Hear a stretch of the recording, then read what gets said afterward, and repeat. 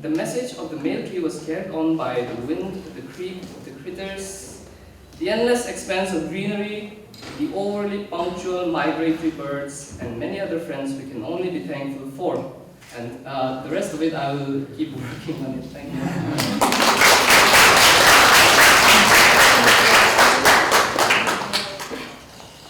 That was a really good first attempt. Yeah.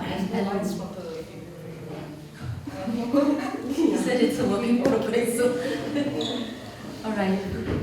I'll call Gideon from the 4th semester.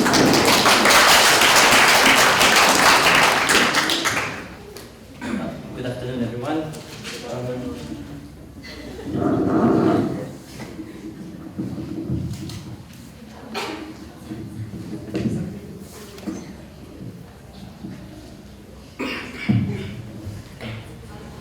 So this is kind of like my first poetry reading among the masses. I've read the poetries, but I've never really read them out. So this will be my first time, and here it goes. Also, my poetry is a little more inclined towards technology and how technology affects humanity. And in the near future, who knows how technology would affect our life. And here it goes. The name of the poem is AI, Artificial Intelligence. Habilis to sapiens, humans are coded with complex distros. For man is hardwired with circuits and capacitors, specs capable of performing numericals as complicated as 1 and 0, living in a unified network of the World Wide Web, processors, RAM, and motherboards, assigned with specific tasks to process and augmented reality, all pre-rendered for the later generation to analyze. But will humanity desert reality over some augmented fantasy? Thank you.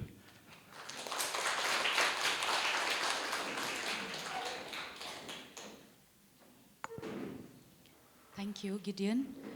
I'll call from the 2nd semester, Silal Shiat Tluangi.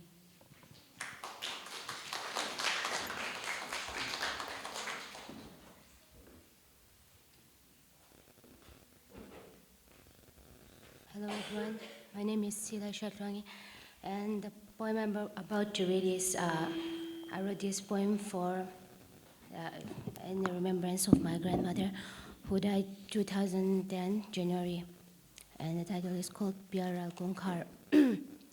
Lunglau tuido na fam wang khwai loi ni khan kanrun chung hlim nuiri akhatchin kha chana mi tuile oroli na khatzauta vajian ang main ithom chu area isyang loina khartung so ni reng inei to silo mo ipen thom le inuiri te kha kan benga aribang lawa kirza ire le be se ni hian kian zai reng arel silo kan hmangai kan chen tak ti kha min ngai lovin luiral ram moya an lenga umlai shan wanga fam ni ma se kirle zai reng an rel silo tharau dam narun belin an mel chu ni ang meina engzok si be se na nen chu hun chu swang to na mitla athlir chungin kan khovel hun bi kan chiara piaral gong khare changkhian voi khat chau talpo miron hoile in an hmangai na onem taknen kan lungle na min hnem le se hinlai dam deuh ma na ti in swang to na beidon thak tak chu mituinen ka thamral puile chin ke in hnem na ber chu vanram chu hun hai te ani a ta chuan mangtha ti om to don silo kan lungdu kan chen tak te nen kan la in tok le nge yang piaral kong khara khian. Thank you.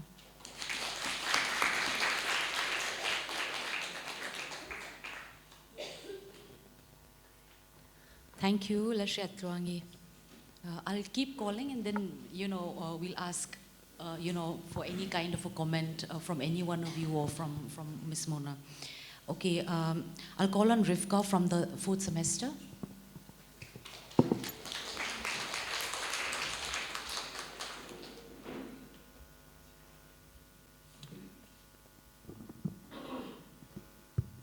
Hello. Good afternoon, everyone. And once again, I'm really delighted to meet Miss Mona Zote. If you remember me, I'm the demon child from back then. Demon child, yes. the one who loves the rain. Oh. Today, I'll read 2 poems. They're very short, and I hope you won't get bored because my voice is very boring and everything. My first poem is Alive. It's about the rain again. To sleep on such soil and feel the rain alive on my skin, hearing the trees rustle vehemently, the loud rumbling of thunder, and lightning striking in full terror. Alive is us who are worthy to feel nature, sweet sense of the earth, and this terrestrial music of wonder fills my soul with blissful melodies I cannot decipher. That is my first poem.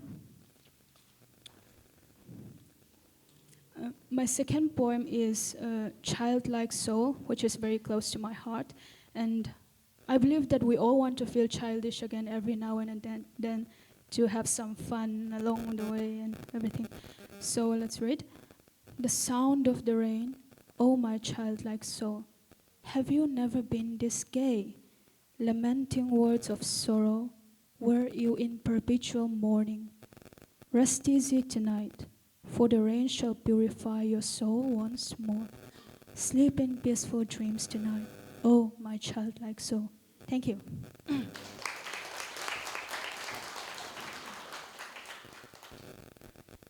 Thank you, Rivka. Let me call Tommy Remtunga, 4th semester.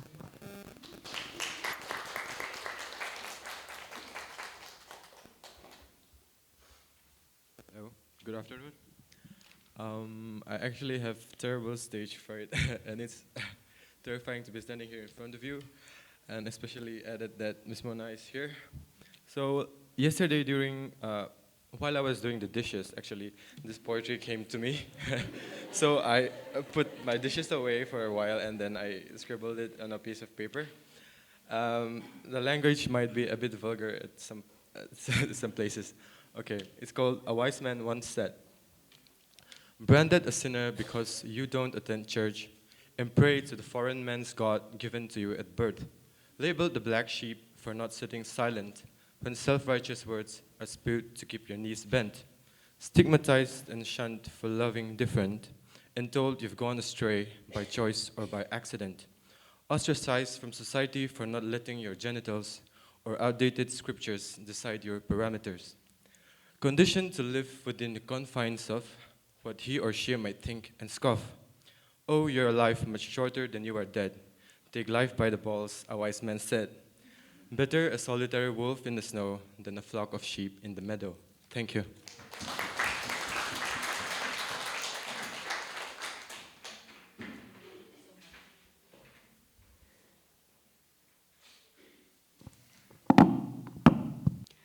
Good afternoon, everyone, and a very special good afternoon to Ms. Mona Zote. Last year, I stood here blabbering about how I believe that my writings are not poems. And right now also, I still believe how my writings are not poems. And I call them writings. And this writing I'm going to read out now is, I believe it's a little bit of prose and poetry. Here goes. There's the color black. There's the color white.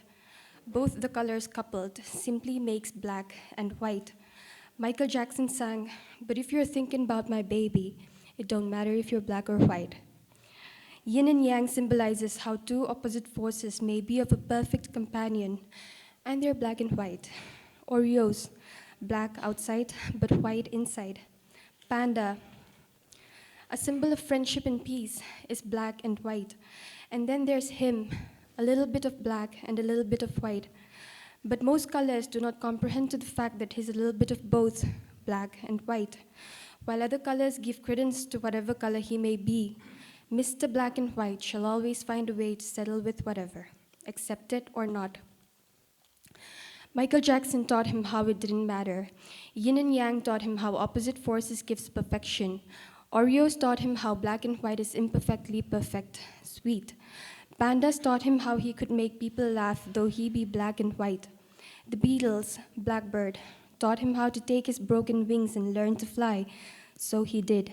He flew high. Thank you. And I have another poem.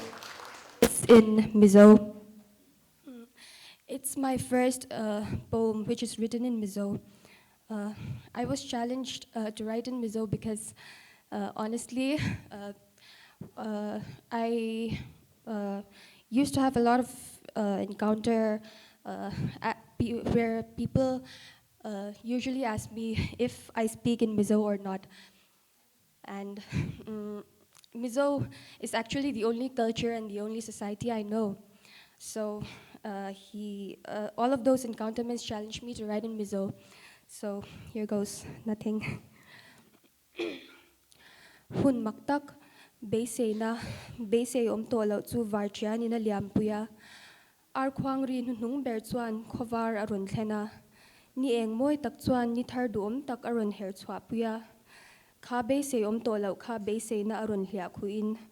Kokheng kar voile khata tuin na liam zoi zoi muang main. Thok, lungpu, mit kap voi khat chuan. Mishing kan la ni le, kovela mishing la chan nem nge thar le na peta mo. Polan, nun hi Krista ani atia, Solomonan, nun hi engma lau may ani atia. Mangay ngay lau tu, mangay na zon chu, bu huna siyaw zon ang may lau ni mo, ti ma adar thalang chu azota. Mangay ngay lau tu inat nola. At hani na vot hetu kan, abay save ani ti kahan siya sila o. Mase chu mangay ngay lawi chuan abay say mulaw mase tir ko pola yangin nun omzia law shita. Thank you.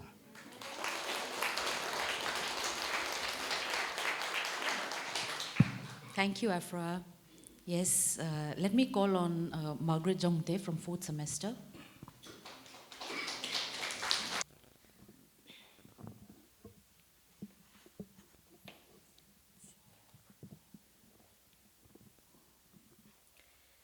Good afternoon, everyone. Today I'm going to read two poems. The first one, the title of the first one is Fashanun. Na tel an chila, laina an kiama, mga itu an bauzawa, rete na in munalwa thung. Fashanun bula in chana, rual o anaa, neero kanelaw. Nui mel apunga, chan puitu ero kavana, til thon pek kadunga, siya ringero kalolaw thung. Trong trai pui tu ka nga biak in kot zola ero ka in kil toya trong kam cha ka dunga khotla nga ka tui tlalau thung. The title of my second poem is Kashia. Kashia asin du ka thlang swalti shil non ka ngai heklau chung ko eral tu kom kara changa pe chwa khotlang veiron camping anorlu trong kai na nei lau Chon puya da thak, musit le endong, tha tham le namnul, thau thak le serron, rui lau ngai, dam doi rui minti, fiam thu in doktor min la ti cheu, ngol vei kani Kashia. Kalome.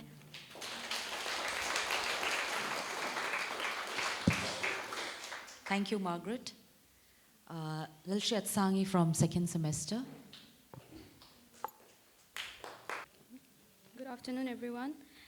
Today I'll be presenting two poems.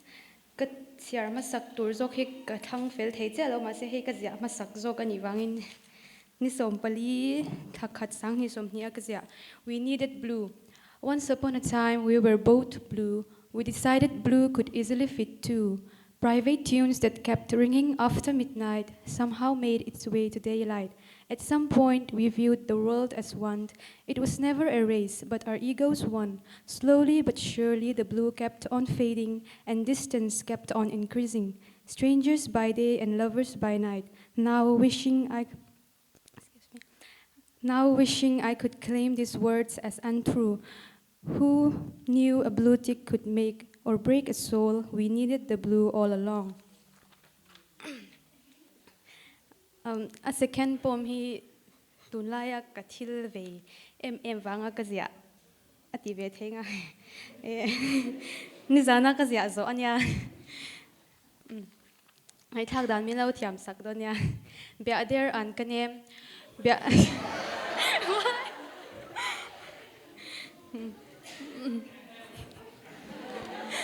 Ai, into mangkha ani don lawa.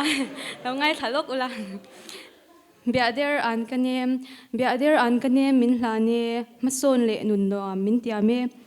Hunwang maya upani sang ril ru chankin shwai tu nei chu larwa cha nei ma su ila tui hal thu kan mual phau puye ram aya pumpui mangai te bianem an ka chuan min hliame pungkhom te so han thlir ve te numun lo pasang ma ni se dikna dua pungkhom te chu thisen lowa zum an ni e furle ro tui kalkop angin thang tu anin zom si dikna aya sum ma chuan te tlon chu thon thu hlui chang ta se mason bulchan na lo ni in ram ro pui kan thleng ve ma na kalome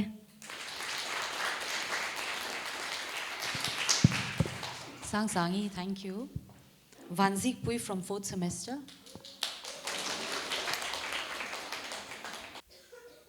Hello everyone.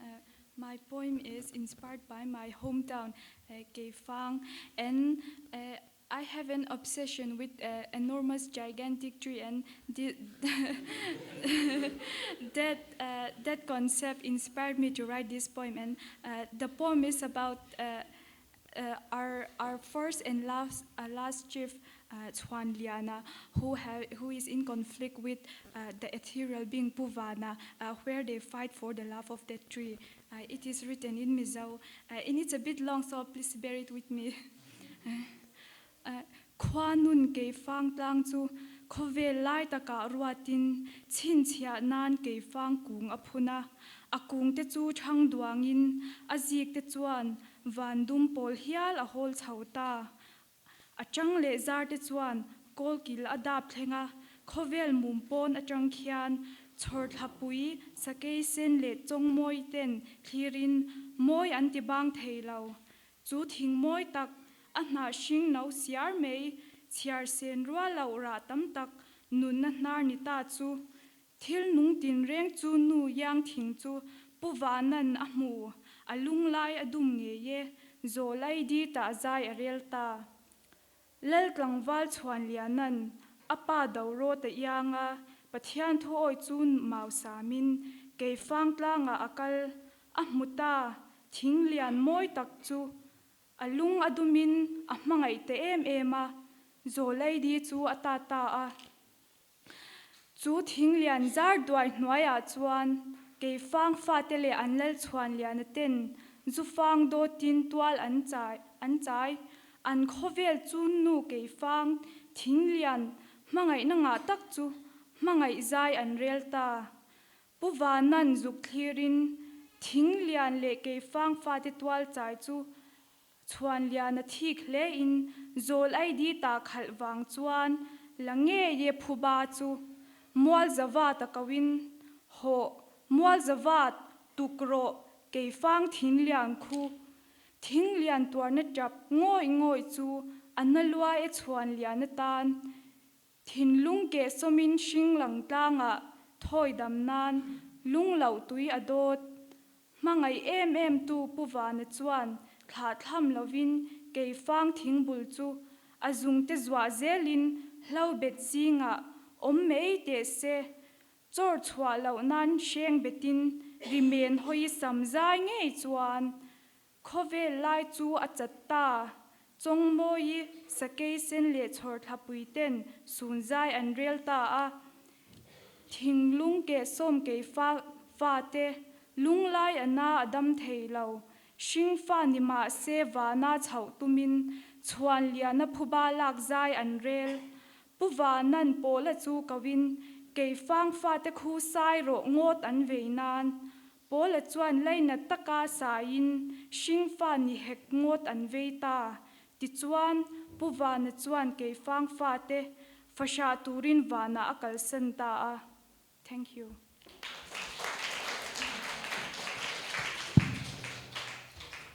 Vanzik Pui, thank you so much.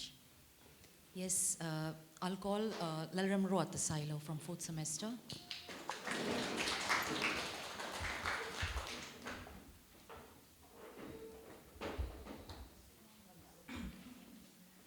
Okay, thank you. Good afternoon, everyone. First of all, I would like to say this morning I was walking down the hallway over there, and a nice lady came and approached me. But she said, "Sir, kung yung OE klase kan lockdown." So I was a bit confused myself. I said to myself, "Am I this good looking?" But that is not the point. I showed her the way, and again, still feeling that, confidence. I'm gonna teach you something. Okay. I'm gonna read you two poems. One is called "The Working Widow," and "The Working Widow" is about a woman who sells changban and paratha on the streets of Vivacon in the early morning every day. And I myself ate and drink in her small stall. And after she does her business in the morning, she would disappear as the days go by, and everyone would forget about her. And that cycle would continue on and on again. So it is this kind of small details that we need to see as students of literature. So I'm going to tell you about this working widow. Okay, here goes.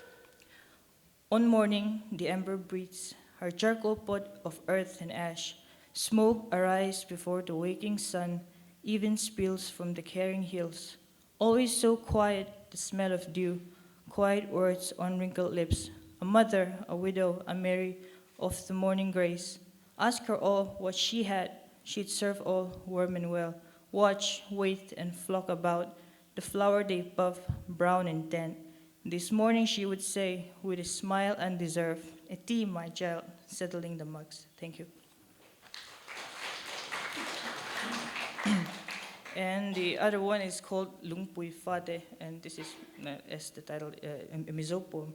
And it speaks about the many Zolney that we Mizo have self-proclaimed Zolney, and how they inflict fear upon the Mizo people, and how I myself tell and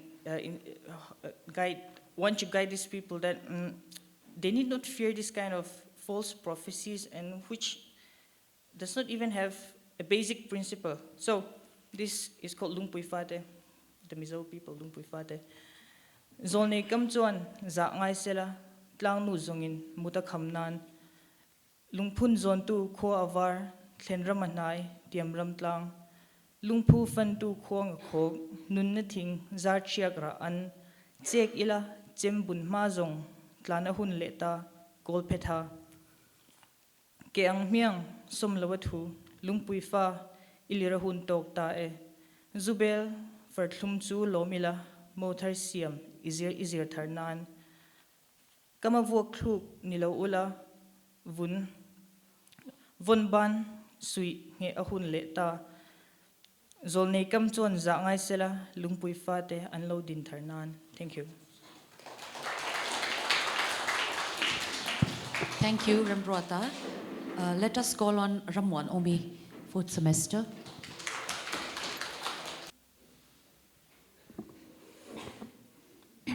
Thank you, and good afternoon, everyone.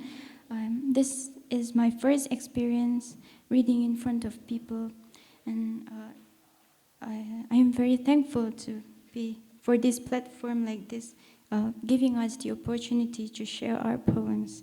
So I have two poems today. The first one is called "Seasons of the Heart." This poem is inspired by winter, the two seasons, winter and summer. So I'll read. Seasons of the heart.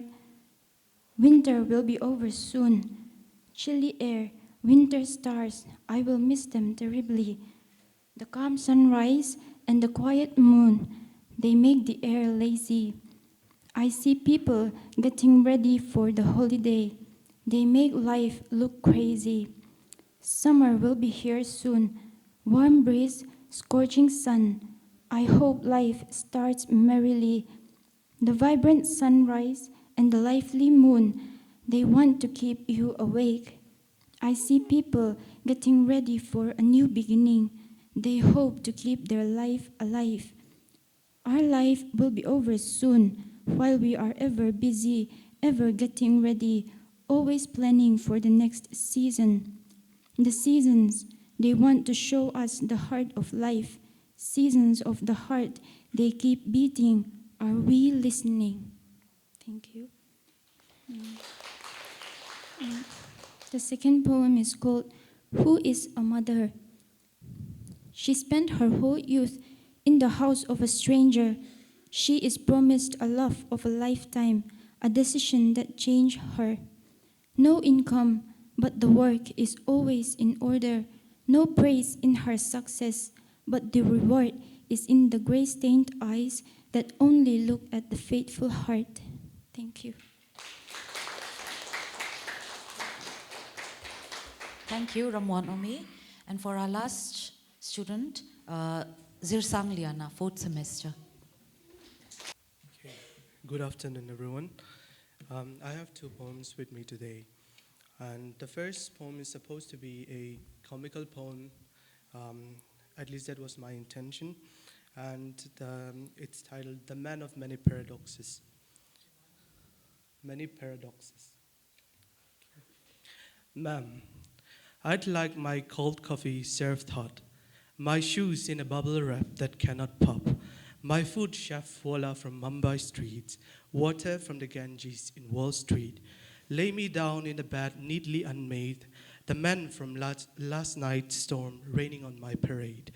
Bathe me in a hot tub filled with ice, sail away in a wooden sailboat sailed by an expensive theater, a night-long Versace on the floor with the receipts of refund on the door. That is my first poem. And my second poem addresses, the section of society who lives on the fringes, who never make it to the mainstream with regards to romance and love. It's titled The Way of the World. As the sun fades into velvet sky, the jubilant stars come out to play with the night air. With the silent darkness orchestrating its solemn score, the world is ours to take. But promises like passing breeze, a change of heart forged adrift. Once two, now become one, for we cannot deny the way of the world. If contentment is never promised, then happy ever after is out of the question. If my love for you is unwarranted for, then years should not be anticipated for. If love is not evergreen, ever-changing in the eyes of the beholder, then what we haven't known will be monuments of the way of the world. Thank you.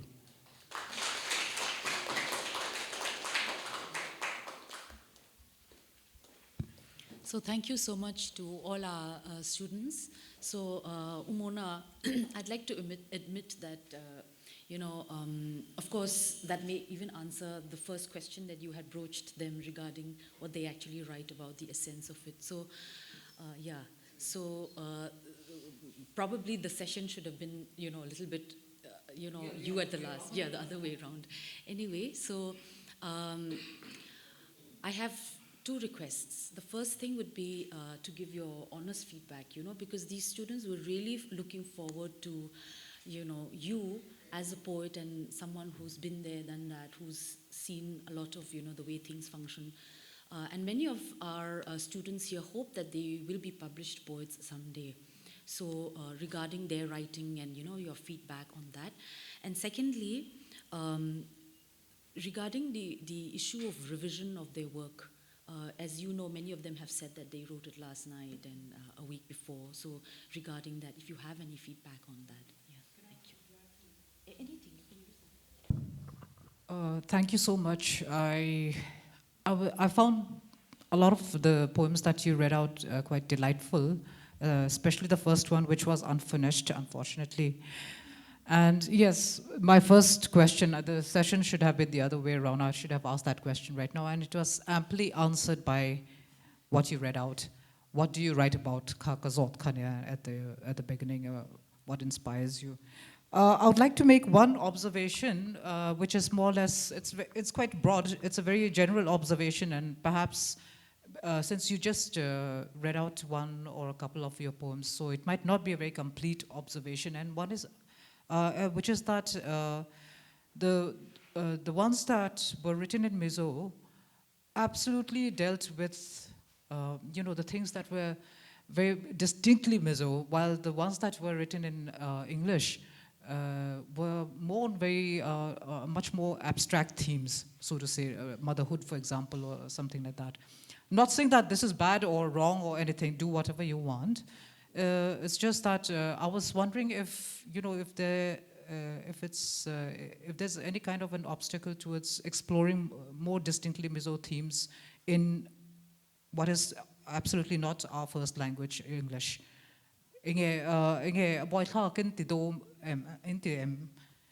Talking about, something that is, for example, there was this Kefang poem. Well, is that a real, is it a legend, or is it something that you made up on the Oh, okay, because I was wondering where this huge tree came from and these two men tussling over it. But that is very interesting, and I think, I really liked it. And I was, of course, I was very confused. I wanted to ask you straight away, but then we were kind of in the flow of things.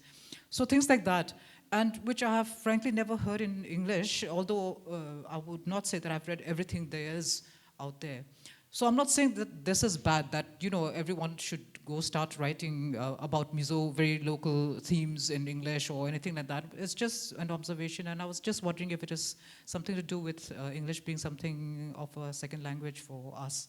It's not our mother tongue, as we say, which is okay, which is fine, do as you wish. And secondly, obviously, I'm not going to say, see, you're all still very young and you're starting out writing, and I don't want you to think, be influenced by people, because there are a lot of people who will always be critical and criticizing you and saying, don't write it like this. For example, we had a writers meet when Easter in Korea was here, and I think somebody, not a writers meet, a bit of a reading, and no, not Easterine. Anyway, so somebody had written,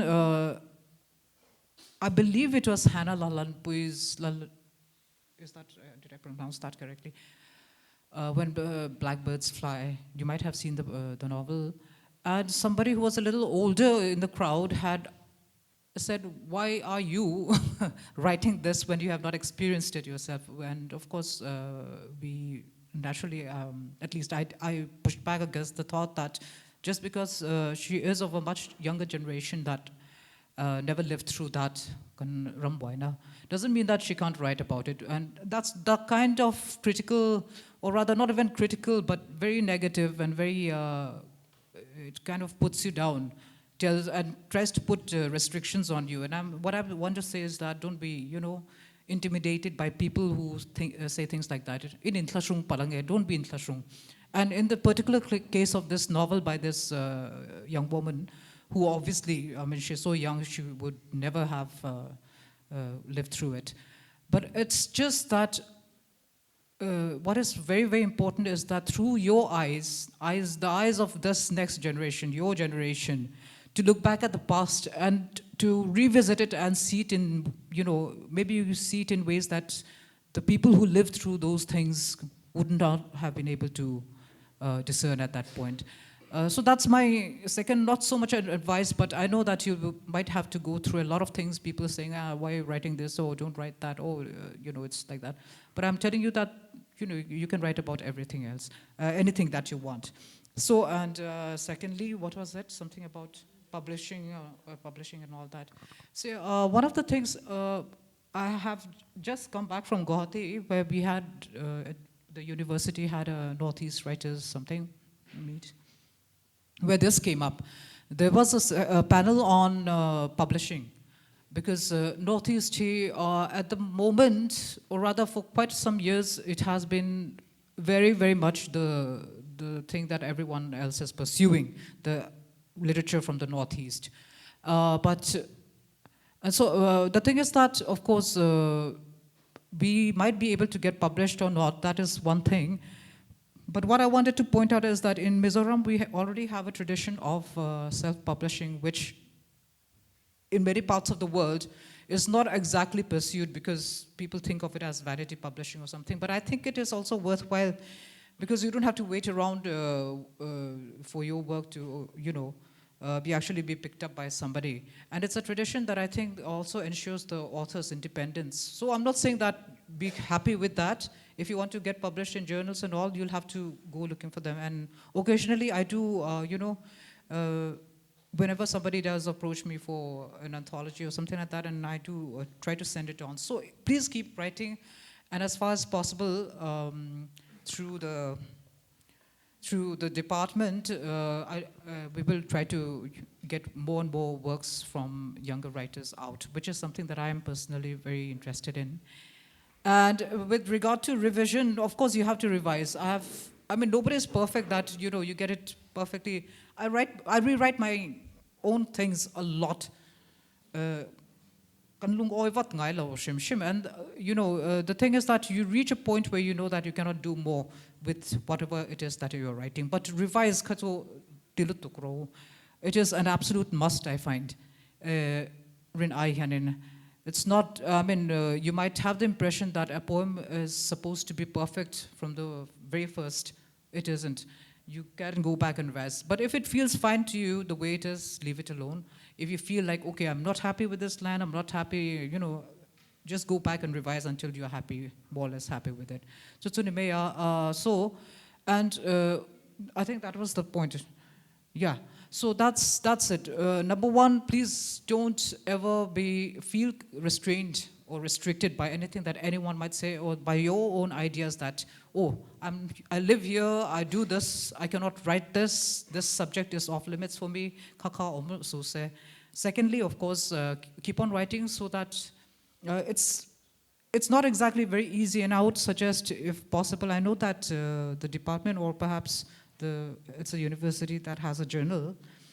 Yeah, and I think that is one way to, get used to being published, and sometimes it's because but you have to get your work, especially if you're writing in English, if it's possible, like I might request the head of department or Ms. Christina or anyone else to be able to get in touch with students. So journals let run approach. In fact, if anything, so that's a bit of a dilemma for me. I mean, not from myself, but other people, and also. So, and thirdly, revise. Keep on reviewing your work. In fact, if you can have little get-togethers which is not formal or anything, your teachers don't have to be there with you, in fact. I think you probably, at least you are in a class.